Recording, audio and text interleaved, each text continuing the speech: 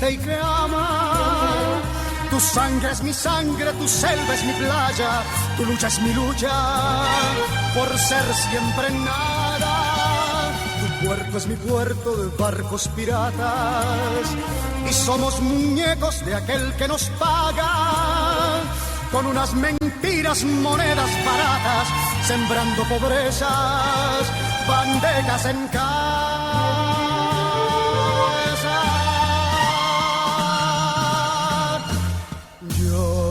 Quiero un pueblo que ría y que cante, yo quiero un pueblo que baile en las calles, yo quiero un pueblo, yo quiero un pueblo que ría y que cante, yo quiero un pueblo que baile en las calles. Yo quiero un pueblo. Tu gente es mi gente, tu hambre es mi hambre. Muy buenos días a todos nuestros queridos radioescuchas. Les hablamos desde su programa, Voces de la Soberanía. El programa Voces de la Soberanía es auspiciado por la Convergencia Nacional Boricua, CONABO, y el Movimiento Diálogo Soberanista de Puerto Rico. Les habla uno de sus moderadores, Carlos Ulises Pavón Ortiz. Me acompañan en la mañana de hoy los comoderadores Gabriel Andrés Rodríguez Fernández. Buenos días, Gabriel. Muy buenos días a todas las personas que nos escuchan y sobre todo a los que nos acompañan aquí en la estación. Y comoderador Abigail Rivera Rodríguez. Buenos días, Abigail. Muy buenos días a todos los que disponen de su tiempo para poder oír el programa que nosotros preparamos todos los sábados. Y el comoderador José Israel Alameda Lozada. Buenos días, José Israel. Buenos días a ti, bueno, a los que están aquí presentes y a los que nos están escuchando por allá por la radio. El programa Voces de la Soberanía tiene por objetivo educar al pueblo sobre la valía y los beneficios de la soberanía para Puerto Rico. Tenemos varios anuncios en la mañana de hoy. El primero de ellos sobre nuestra dirección electrónica voces.soberania@gmail.com. A esa dirección nos puede enviar sus comentarios, sus preguntas, sus sugerencias, sus críticas, sus felicitaciones, y nosotros le prestamos atención en programas subsiguientes. El segundo anuncio tiene que ver con lo que tuvo lugar el día 13 de mayo en Hormigueros. Hubo una celebración en honor al nacimiento del patriota puertorriqueño Segundo Ruiz Belvis. Y es importante el detalle porque este puertorriqueño, esencialmente del siglo XIX, entregó lo que era su vida, hacienda, energías, en pro de lo que fue la abolición de la esclavitud, lo que fue la independencia por necesidad de Puerto Rico y lo que fue una reclamación de que el gobierno de los puertorriqueños tenía que ser un gobierno honesto. Tanto así que este señor, nacido en Hormigueros, nuevamente, 1827, él va a estudiar y sus grados primarios los hace en Aguadilla, después hace un bachillerato en filosofía en Caracas, Venezuela, y después se fue a estudiar leyes a España. Cuando vino de España como abogado, pues él ya traía esta preocupación de que los esclavos, quienes todavía en Puerto Rico había esclavos, necesitaban ser liberados. Y la realidad es que entre las primeras cosas que hace cuando llega a la isla de Puerto Rico es liberar los esclavos que eran de su padre, porque pues su padre era un hacendado en la región de Hormigueros y San Germán. Luego inicia a trabajar como abogado en el área de Mayagüez, lo nombran un síndico de la ciudad de Mayagüez, y entonces uno de los gobernadores españoles quería utilizar de los fondos de la ciudad de Mayagüez y de forma ilegal, y él dice que no, y el gobernador que sí, y él dice que no. Pues bueno, el gobernador eventualmente lo saca como síndico, pero este señor trató de defender en la medida de lo que podía como síndico de la ciudad de Mayagüez, que sería el equivalente a lo que era un asambleísta municipal en el día de hoy, que los fondos de la ciudad fueran utilizados de manera inapropiada, aún por la llamada autoridad más alta en el gobierno de la isla. Eventualmente se involucra con otras personas en el área oeste de Puerto Rico para impulsar la liberación de los niños que eran recién nacidos en la pila bautismal, los compraban para que fueran liberados y no llegaran a ser esclavos. Eventualmente se dan cuenta de que él sigue su carrera como abogado, eventualmente lo eligen delegado ante una junta informativa del gobierno central español, a la cual se eligieron 4 liberales y 4 conservadores, él uno de los liberales. Y allá se encargó de redactar lo que eventualmente era una petición de ley ante el gobierno español de que los esclavos fueran liberados. Entre las objeciones al asunto, pues se levantó el argumento de que la liberación de los esclavos iba a costarle mucho dinero a los dueños de esclavos y que había que darles compensación a los dueños de esclavos y que por lo tanto esto había que hacerlo de manera gradual. Pero este señor dice, no, esto es una injusticia. Ya sea con compensación a los dueños o sin compensación a los dueños, hay que liberar los esclavos. Es más, los que tienen que ser compensados son los esclavos, que llevan una vida de esclavos. Así que, eventualmente, un poco, quizá antes de su muerte, el gobierno español decide que los esclavos en las 2 colonias que le quedaban en las Américas, Cuba y Puerto Rico, debían ser liberados.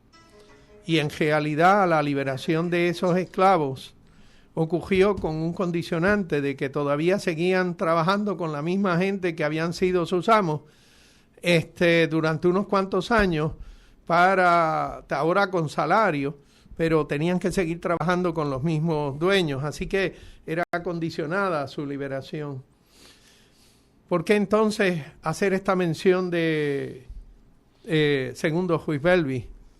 Este asunto de que las decisiones importantes sobre nuestro pueblo tienen que esperar a que las condiciones que llaman económicas sean agradables a la autoridad gubernamental, a la autoridad imperial, a los que sean dueños de la producción industrial en el país. Eso es un mensaje que usted ha escuchado muchas veces. Y la pregunta es si nosotros, al día de hoy, donde vemos tantas cosas que no son beneficiosas a nuestro país, si quizá debamos seguir creyendo ese cuento. Así que por ello, nuestro tema del día es el Puerto Rico de nuestros días. Pero Gabriel está aquí a punto de reventar. Es que esto que mencionas, ¿verdad?, de la historia de segundo Ruiz Belvis, quiero añadirle dos cosas. Uno, a segundo Ruiz Belvis hay que mencionarlo en asociación con Ramón Emeterio Betances.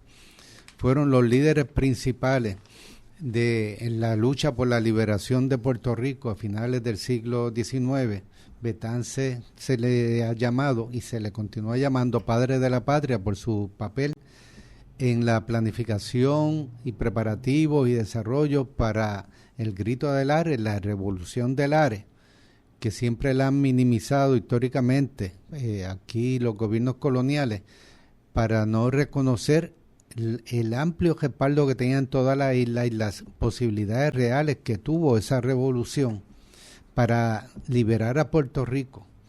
Y en esa lucha, el mismo Betances decía que Segundo Ruiz Belvis era el primero, quizás haciendo alusión al nombre, ¿verdad?, de Segundo, parecía, no, él es el primero. Y el año que viene, en Cabo Rojo, se va a estar celebrando, y debe ser en todo Puerto Rico, el bicentenario del nacimiento de Ramón Emeterio Betances, el año que viene.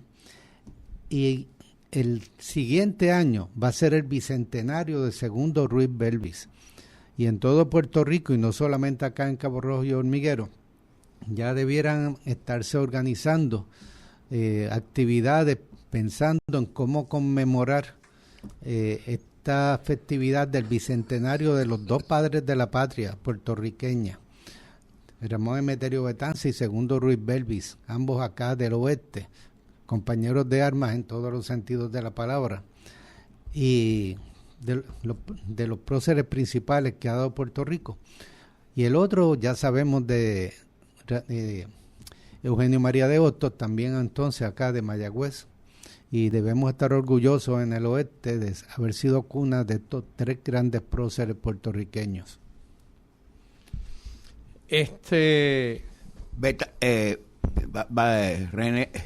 Ruiz Belvis murió a los 38 años, sí, y murió en Chile bajo circunstancias un tanto desconocidas, ¿verdad? Sí, se entiende que enfermó, sí, y murió allá. Exactamente, a los 38 años. Sí, Segundo Ruiz Belvis padecía una infección renal. Y en el viaje, ¿cómo llega a Chile? Pues bueno, él en el exilio forzado que tomaron Betances y Segundo Ruiz Belvis, eventualmente llegan a Nueva York y se afilian a lo que era el movimiento revolucionario en pro de la liberación de Cuba y de Puerto Rico.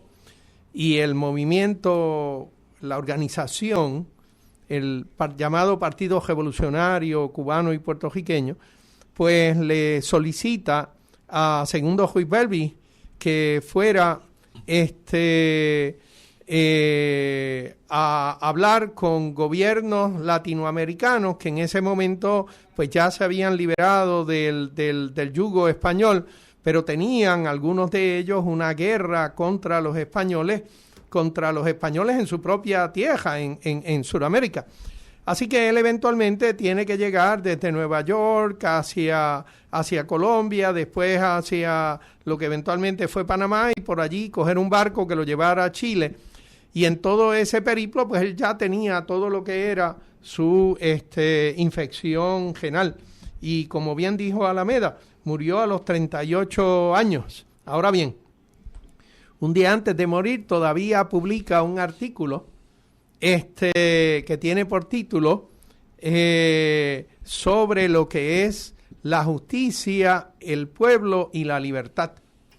Y un día antes de morir. Así que el hombre tenía la preocupación de que sus días fueran productivos en beneficio de su patria hasta el último de los respiros que tuviera sobre esta tierra. El Puerto Rico de nuestros días como tema de nuestra discusión del día de hoy.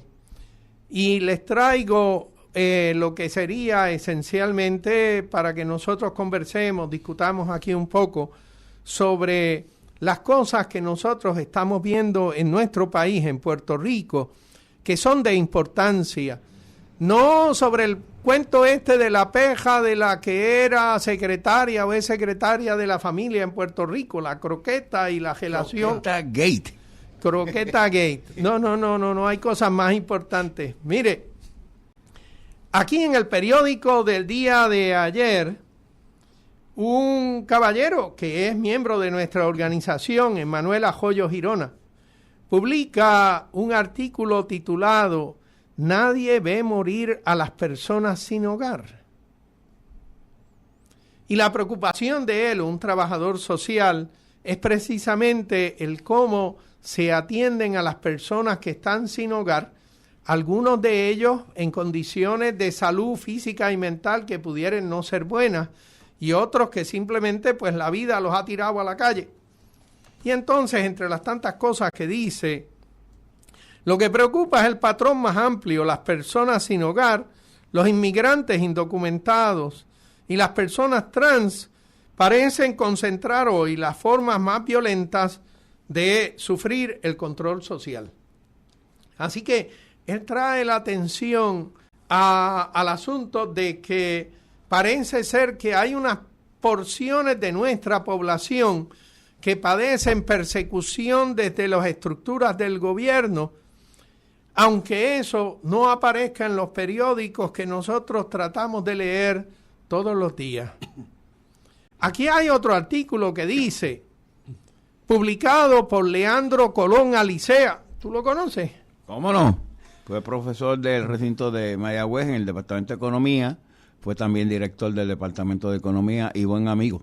Ahí, ya yo le felicité por el artículo.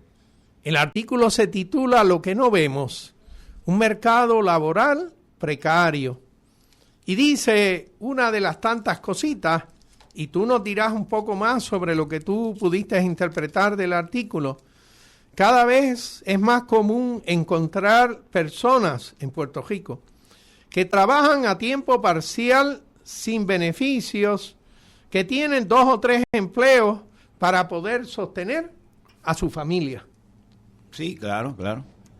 Eso es muy común en Puerto Rico hoy día, especialmente en las personas que supuestamente se retiraron.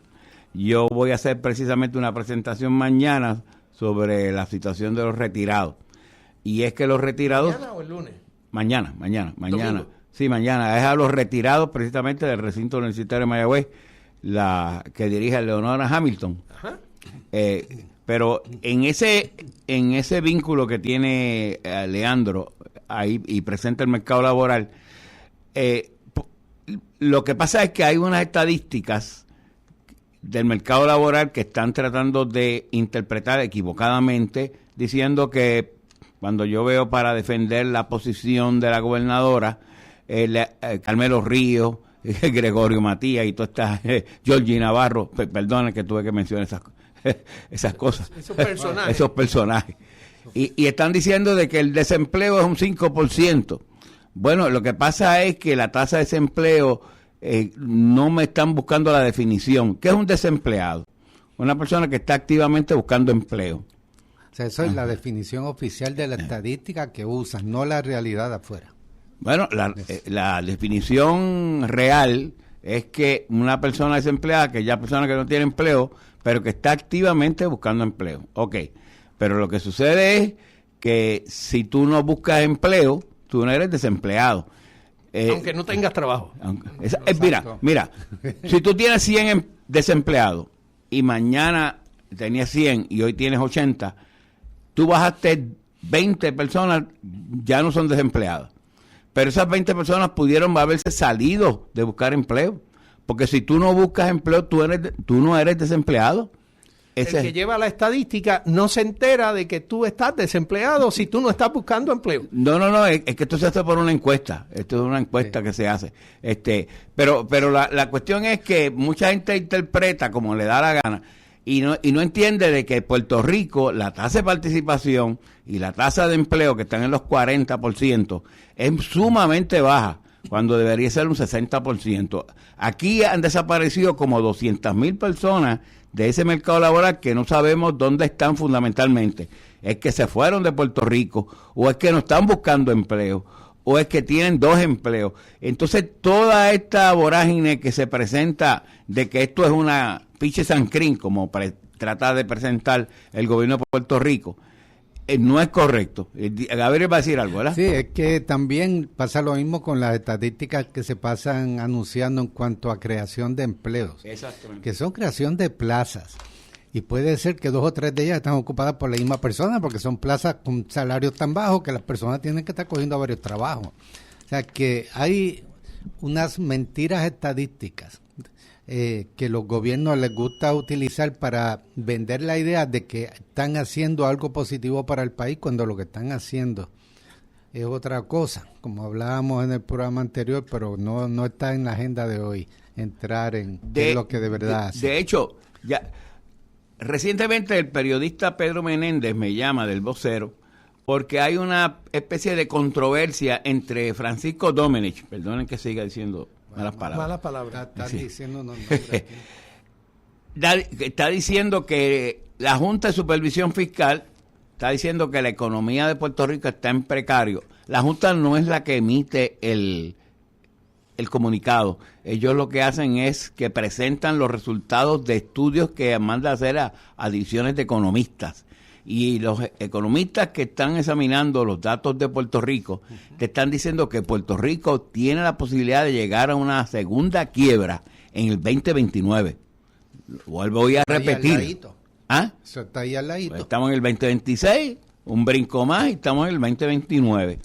Y esta quiebra sería no porque tenemos una gran emisión de deuda, porque la deuda se ha reestructurado, la deuda ya no existe, ¿verdad? No, fue refinanciada. Refinanciada Y Esto es lo que estoy diciendo. refinanciamiento que precisamente la Junta de Planificación, de la Junta Fiscal, la Junta de Control Fiscal, negoció Por en eso. detrimento de Puerto Rico. Esa es parte del problema del cuadro tan negativo que tenemos para nuestro futuro. De hecho, el argumento que yo hace poco realicé un estudio es que le estamos dando 300 millones en un instrumento de valor contingente. Esto significa a los bonistas, mire bonistas, te vamos a dar 300 millones de regalos porque la economía está buena.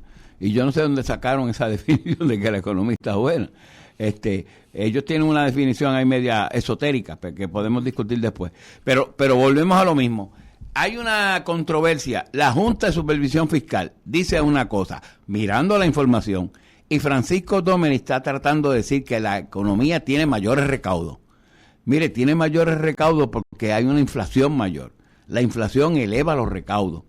Y yo le he dicho 20 veces, si usted vende el IBU, la botella de agua, en $1 y usted paga 11 centavos, son 7, pero digamos 11 centavos de recaudo, eso van al recaudo al erario.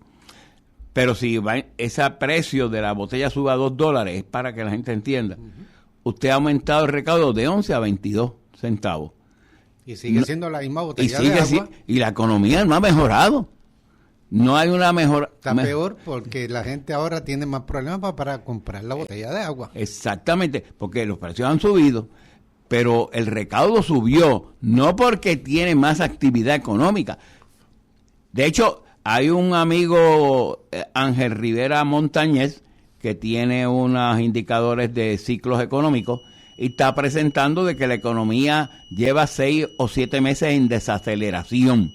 Y eso se presenta como un plató, la economía, un plató es como flat, ¿verdad? Que ya no sube y de momento todavía no baja. Es la cosa. Y entonces todo lo que se está presentando muestra que en el agregado, en el macro, la economía está en un estancamiento, punto, en un estancamiento estructural, no está en una bonanza, no es porque y los permisos, esta estructura de permisos, ahora acaban de votar al presidente, al director de la Oficina de Gerencia y Permiso, Oficina de Gerencia y Permiso, porque él se atrevió a decir que lo que están diciendo es equivocado y están tratando de manchar el nombre y la reputación de los que están trabajando allí.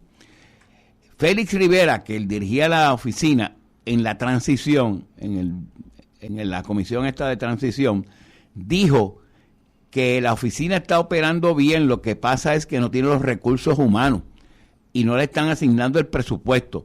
¿Y por qué hacen eso? Porque es la típica teoría.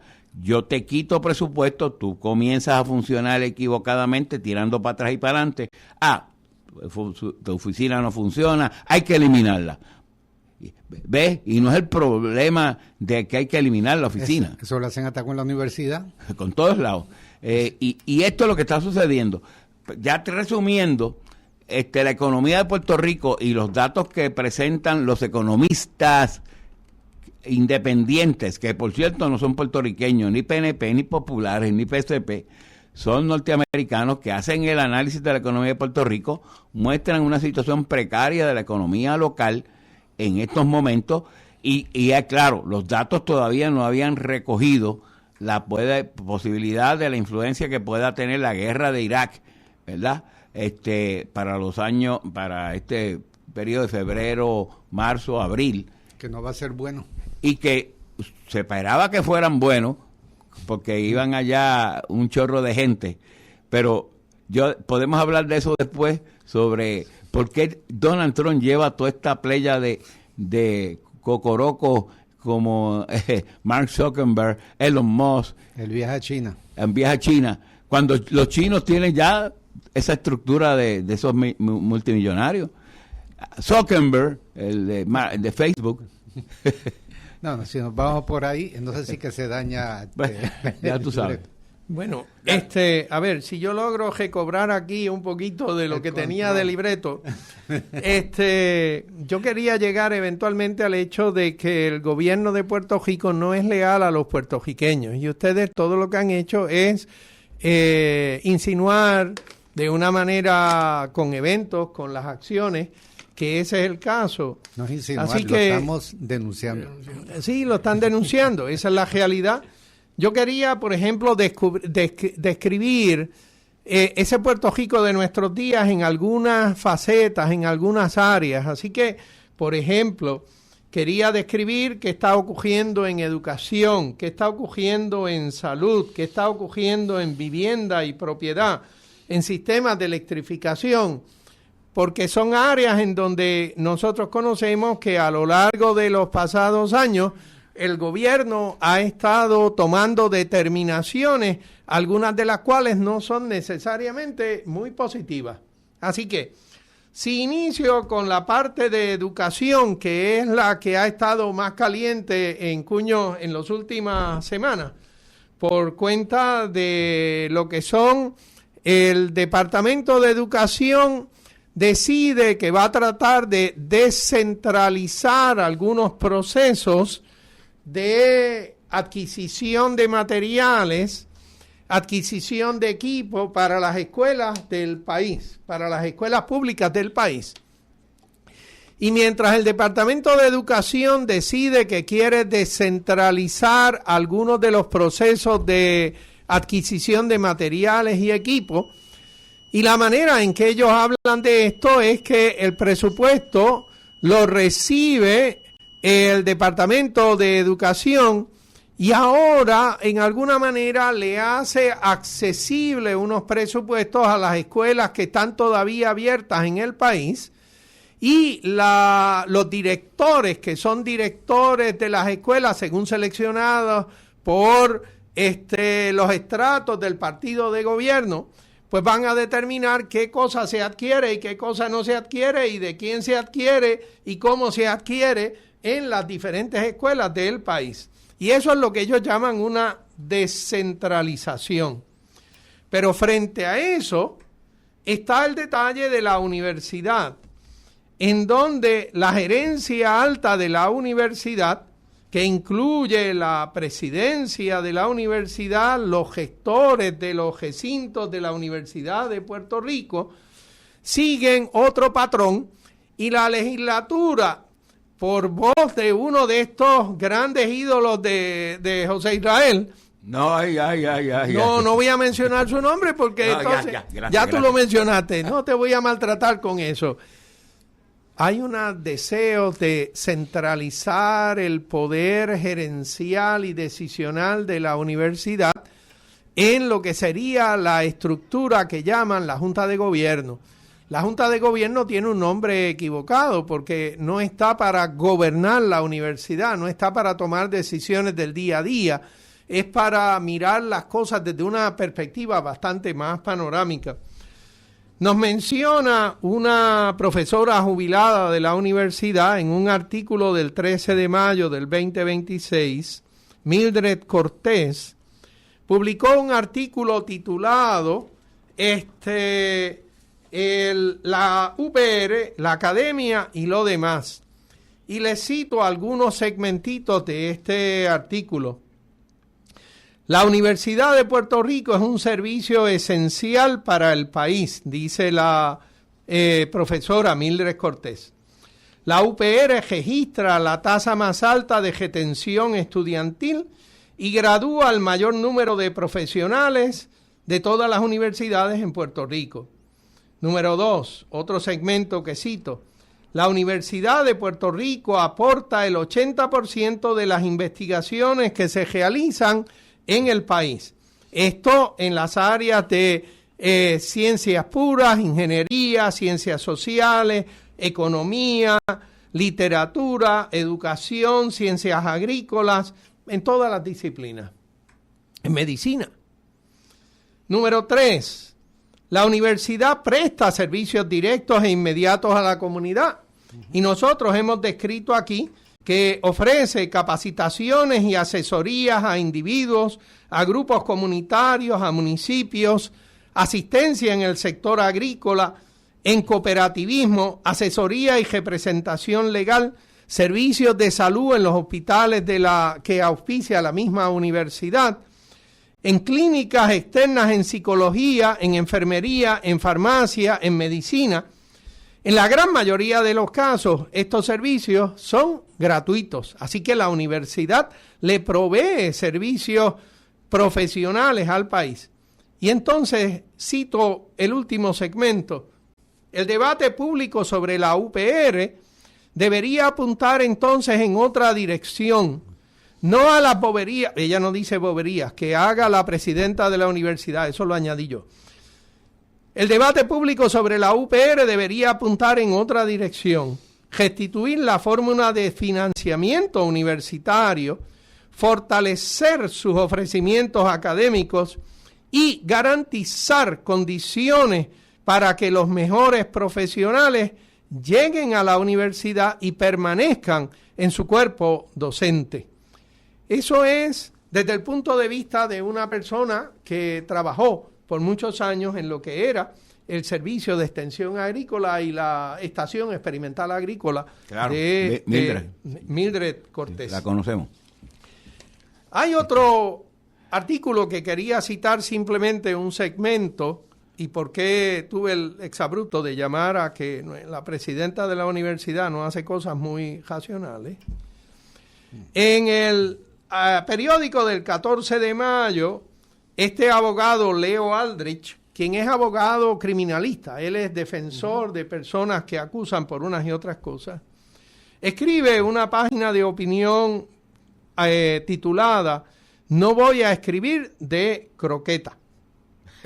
Y entonces menciona, el artículo de lo que trata es que en ocasiones tanto la prensa, el gobierno y el pueblo se enfocan en trivialidades, en boberías que no tienen mucho sentido. Y aquellas cosas que nos afectan mucho más, como bien decía ahorita Alameda, la guerra en Irán va a tener efectos y los tiene sobre nosotros. El galón de gasolina ya está a más de $5 cada galón. Así que, por lo menos, hay allí un efecto tremendo. Y claro, cada camión que trae desde los puertos de San Juan y de Ponce cosas a Mayagüez o a San Germán o a Aguada, a Rincón, tiene que pagar la gasolina del viaje. Y ese pago significa un gasto mayor para el transportista. Y por supuesto, se lo va a cobrar al que es el detallista. ¿Y el detallista a quién se lo va a cobrar? A Abigail. A todos nosotros. Eso es verdad. Así que entonces... No, cóbraselo a él, ahí sí que no te vas a salvar, Alameda. Entonces dice este señor Leo Aldrich en un segmento de su artículo, y leo. Eso debería preocuparnos especialmente cuando la institución que históricamente ha servido como incubadora del pensamiento crítico, es decir, la Universidad de Puerto Rico, atraviesa en estos momentos una crisis de liderato tan evidente. Su presidenta, Sayira Jordán Conde, ha demostrado no tener las destrezas emocionales, académicas ni políticas para proteger ese legado. Por eso, tantos estudiantes y profesores quieren que se largue. Yo no estoy poniendo el verbo lo puso él en su artículo. La trivialidad también es aliada de Jordán, pues muchos recuerdan aquel extraño violín imaginario que tocó en televisión nacional. Para hacerle burla a otro que estaba hablando. A otra persona que estaba hablando. Que era en ese caso Eliezer Molina, que era Eliezer, sí, el que estaba hablando. Era el senador de Victoria Ciudadana. Así era él. Creo que era él. Pero, que por cierto, profesor universitario. Mientras está, quiero también traer que los medios de comunicación, sobre todo los medios de noticiosos comerciales, están abonando a eso, de que esta semana estamos hablando de los marbetes que están vendiendo ilegalmente, la siguiente, par de semanas después estamos hablando de baby, par de semanas después estamos con croquetas, y mientras tanto, Carlos, tú que hablabas de que la lealtad del gobierno, pues el gobierno está demostrando sus lealtades, por una parte como eso, nombrando gente corrupta, que le da vergüenza a uno decir que es de un país donde hay ese tipo de funcionarios, pero por otra parte están moviendo en la legislatura unas barbaridades, como esto de la ley 82 que firmó la gobernadora como si hubiera hecho gran cosa, que hasta María Celeste Arrará, que no dista mucho de ser una izquierdista, sí, ha salido en las redes diciendo que esto es una barbaridad, lo que acaba de firmar la gobernadora. Son cosas realmente traiciones increíblemente importantes que están legislándose y convirtiéndose en ley. Y mientras tanto nos entretienen con la corruptela esta de todos los días, de cuál va a ser el chisme. ¿En qué van a coger a Domenech? ¿En qué dijo en sus buenos días el presidente del Senado? Lo que estás tú diciendo es la ley 82 que se acaba de firmar por la gobernadora en una forma fast track. Que pasó por la legislatura. Sí, esto es correcto. obra de Jordi Navarro.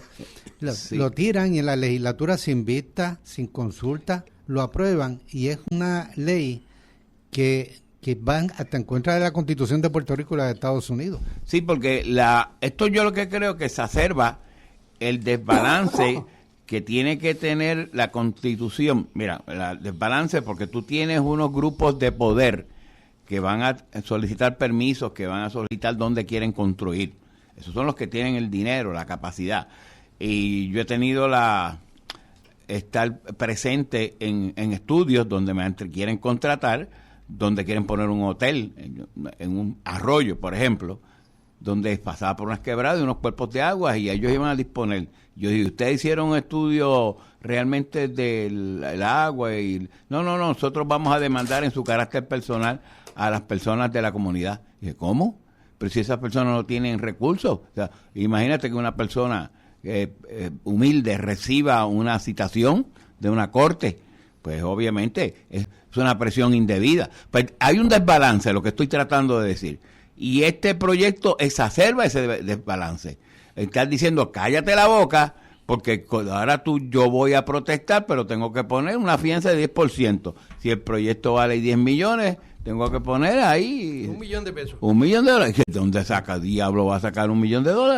La Constitución permite que la libre expresión esté sujeta a cortapisas y a condiciones de dinero. Y no solamente la libre expresión, es el derecho al reclamo, a reclamar los derechos, a reclamar por la injusticia realizada por el propio gobierno. El sistema de permisos de Puerto Rico está documentado ineficiente que es en términos generales, por eso todo el mundo se queja del tiempo, porque no un poco personal para atender muchas cosas, pero también en que favorece a grandes desarrolladores con permisos especiales que cuando se revisan no debieron haber sido otorgados, y esta ley establece que si ya alguien está haciendo un proyecto con sus permisos, no se puede llevar a corte un cuestionamiento, un reclamo, para que se revise ese permiso y se detenga el proyecto mientras tanto, a menos que pongas esa fianza del 10%.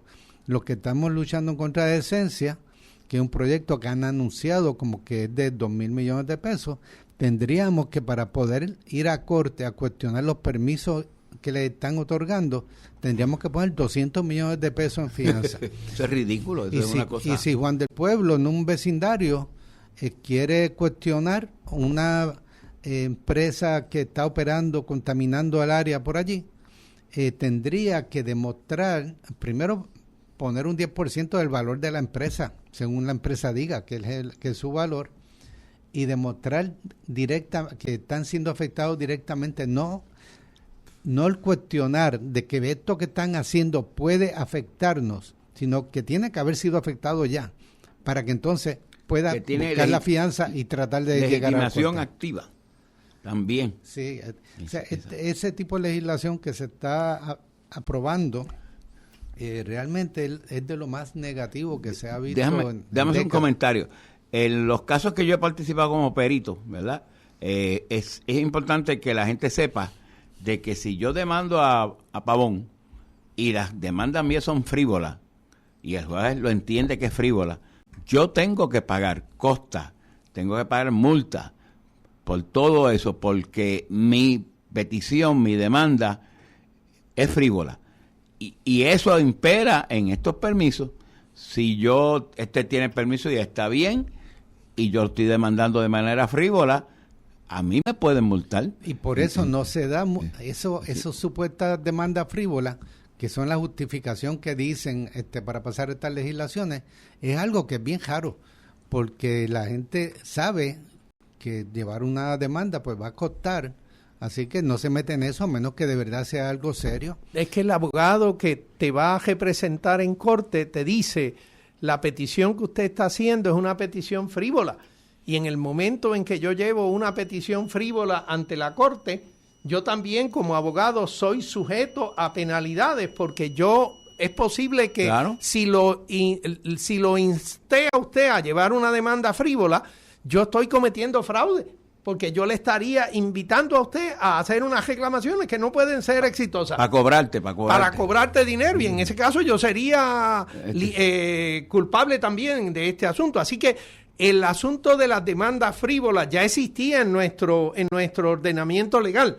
Aquí lo que se trata es otra cosa. Aquí lo que se trata es de evitar que las personas levanten reclamaciones contra el gobierno y contra desarrolladores, porque están tratando de empujar un proyecto que va a ser de daño para la comunidad o para algunas personas en la comunidad. Para todo el país, porque Esencia es el primero que está estableciendo, pero hay por lo menos otros 4 en otras partes de Puerto Rico que están esperando y aparentemente moviendo dinero para que los políticos que tenemos en la legislatura y en la fortaleza le aprueben leyes como esta, porque una vez aprueben leyes como las que están tratando de pasar, la 82 ya la pasaron, y entonces, y lo de los permisos que están en proceso todavía en la legislatura, una vez eso se apruebe, todos estos otros proyectos multibillonarios entran y se quedan con el país. Tocante a lo de los permisos, me estuvo muy buena la posición del presidente de la Junta de Planificación.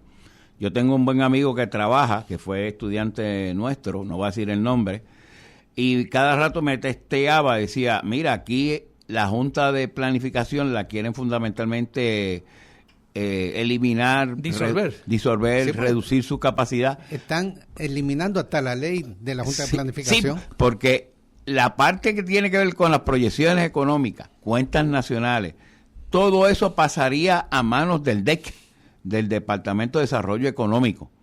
Y la pregunta sería, ¿pero van a tener más recursos? No, todo eso lo eliminarían, y eliminan la capacidad también de los permisos.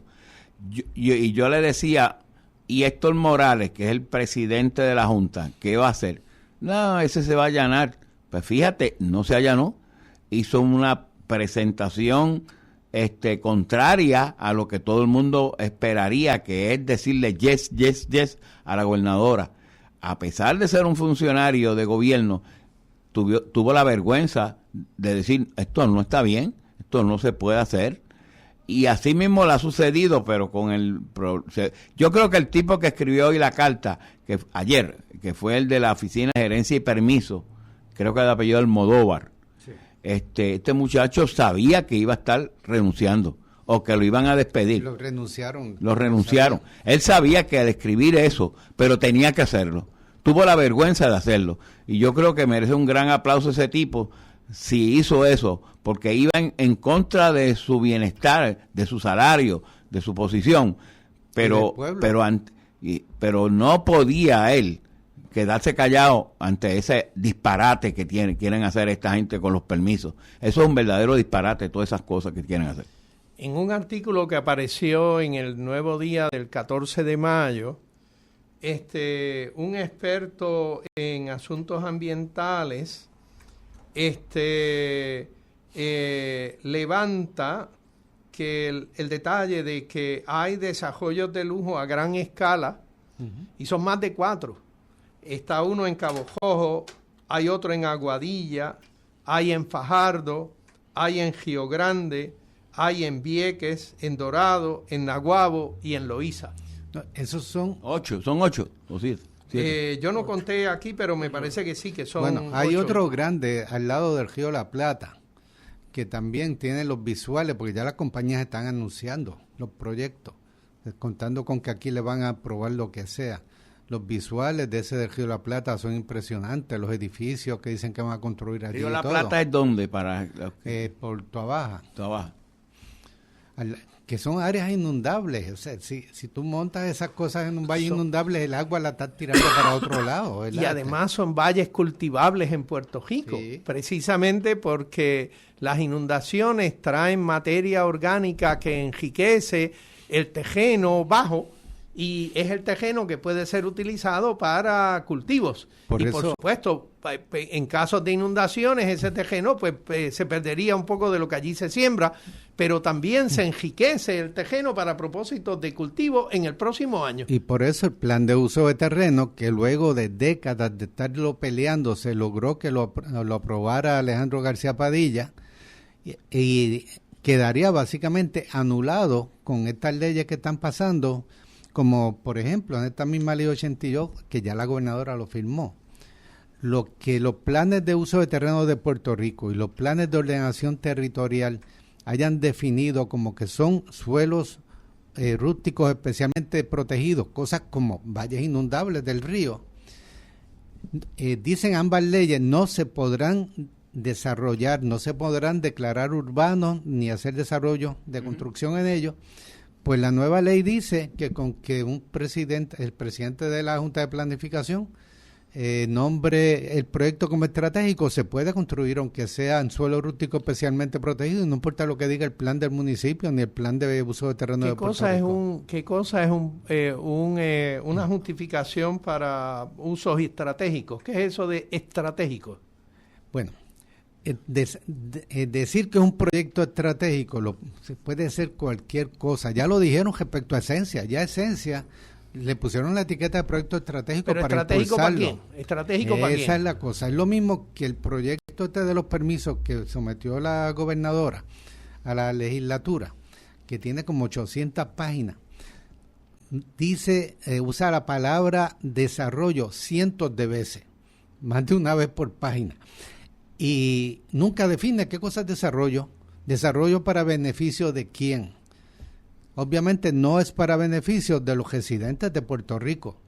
Es para beneficio de estos que quieren venir a hacer grandes desarrollos que le venden a otros ricos también. Y aunque se vaya a quiebra el proyecto, aunque esté en un sitio susceptible a terremotos o a inundaciones y después se pierde, bueno, la pérdida es del otro que me lo compró porque ya yo hice mis billones y me fui. Y esa es la dinámica que han hecho en otros sitios y quieren hacer en Puerto Rico, con el beneplácito de nuestra administración y legislatura. Precisamente el concepto que yo oigo a Georgie Navarro todo el tiempo, ayer por ejemplo lo oía diciendo, este proyecto 82 y estos permisos y esa fianza que le van a colocar, fomenta el desarrollo económico, vamos a fomentar el desarrollo económico, pero es que el desarrollo económico no es eso, desarrollo económico es un aumento de la calidad de vida generalizado para todo el mundo. Si se hace un proyecto bueno, estratégico, de participación, pues aumenta la calidad de vida también de las otras personas que no participan directamente con esos proyectos. Es un aumento de la calidad generalizada. No es que unos cuantos se benefician y el resto se fastidia, vamos a decirlo de esta manera. El llamado Proyecto Esencia, aprovechando tu verbo, es fastidia lo que son los mares en donde los pescadores de Boquerón y Combate y de todo Cabo Jojo y del área oeste de Puerto Rico pescan. Bueno, y si el proyecto turismo les fastidia su lugar de trabajo y su lugar de industria, pues por supuesto que no es para beneficio de ellos.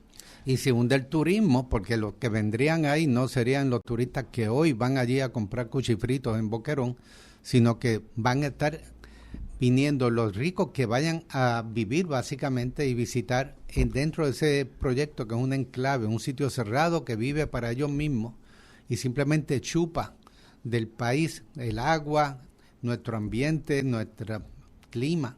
Se beneficia de eso, pero no aporta nada al área. Mira, yo estaba viendo los otros días un documental muy bueno de las Amazonas.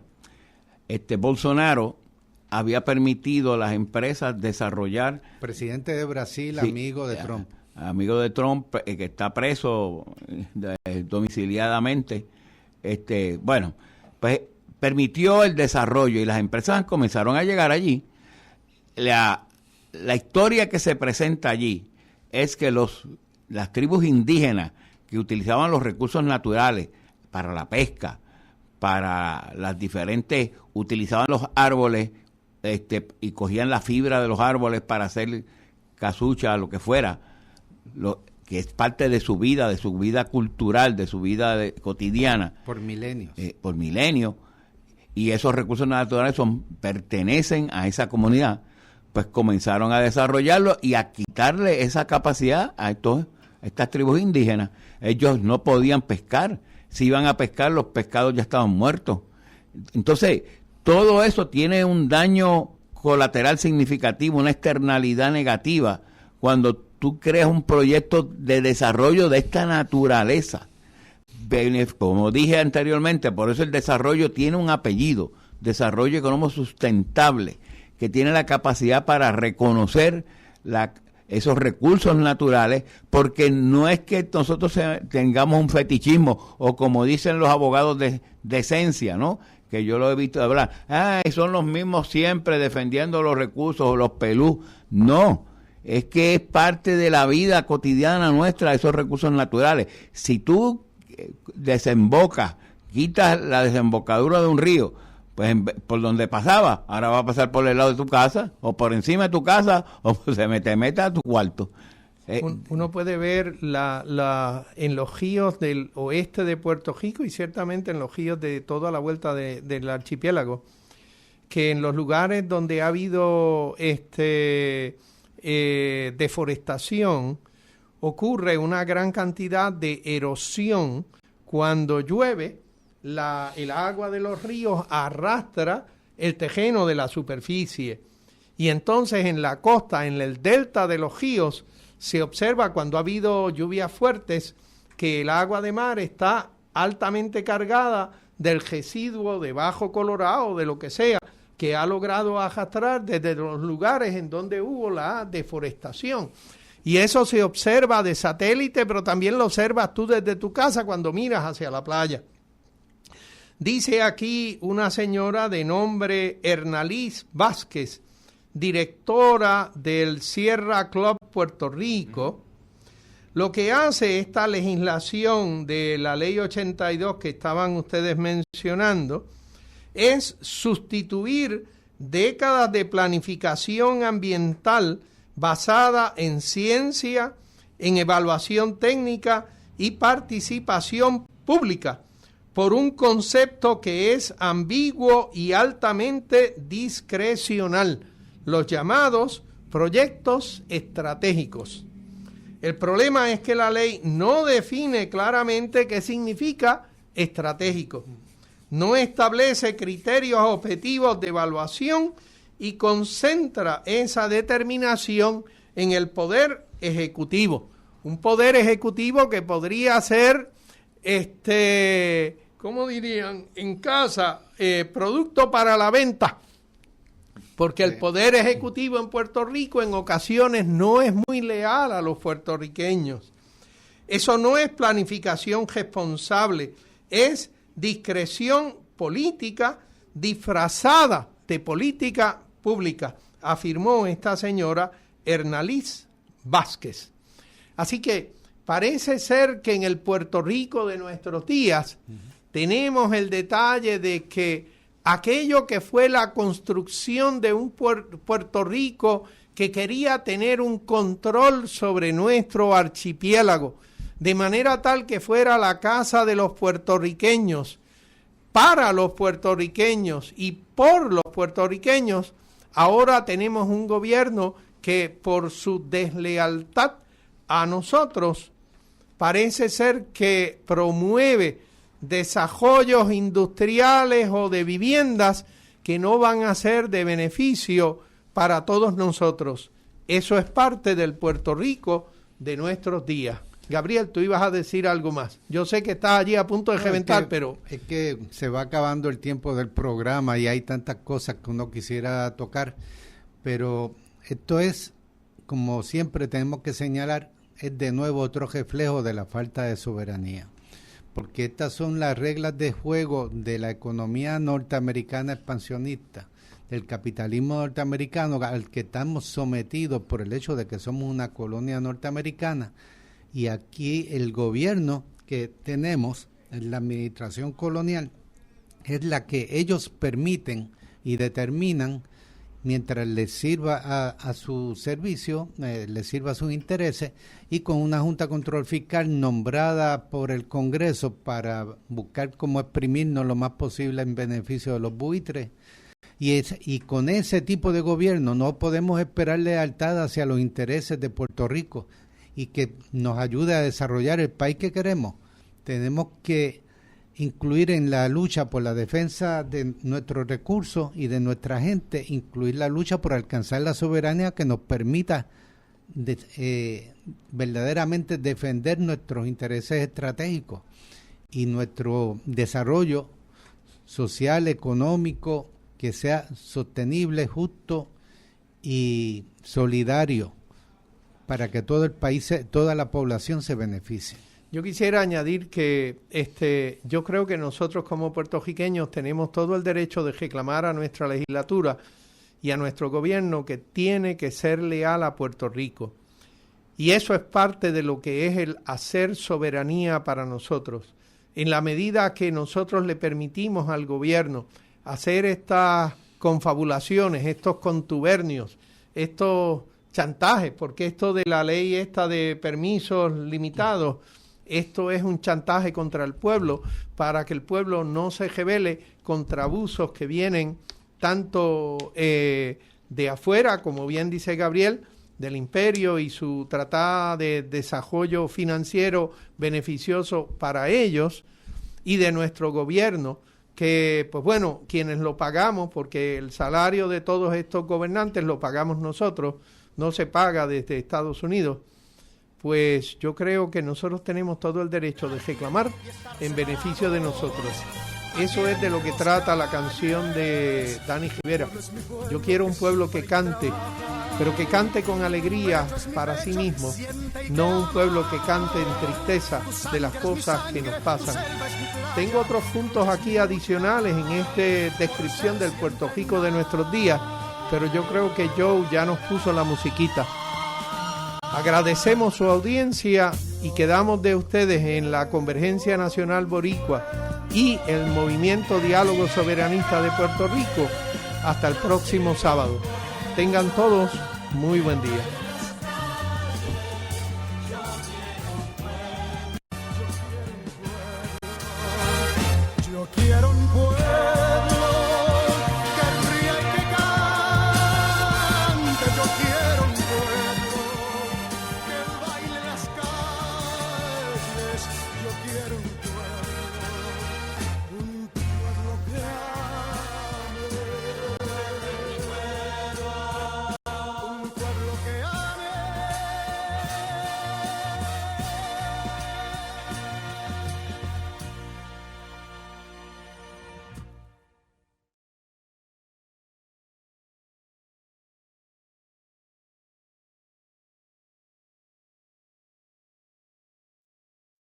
Se solidarizan con las expresiones vertidas en el pasado programa.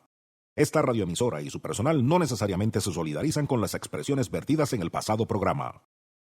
¿Por qué tan contenta, Mirna? Porque por fin me di de cuenta